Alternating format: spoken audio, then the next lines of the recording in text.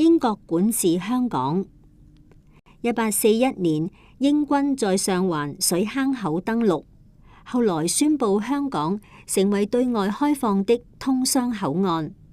1842年，清政府與英國簽訂《南京條約》，香港島被英國管治。後來英國又迫使清政府把九龍半島交予英國管治，並向清政府租借新界，逐步擴展管治範圍。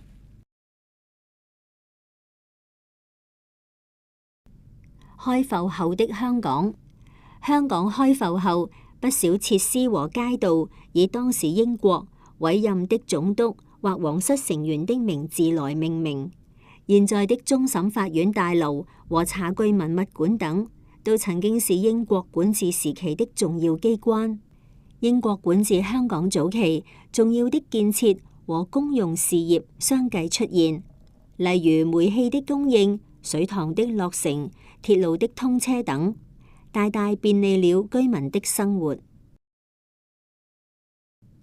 日治時期，1941年，日軍入侵香港，香港淪陷，被日軍統治。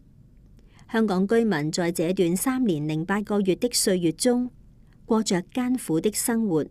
樹立在中環的和平紀念碑，除了紀念當時保衛香港的烈士外，更提醒我們戰爭的可怕。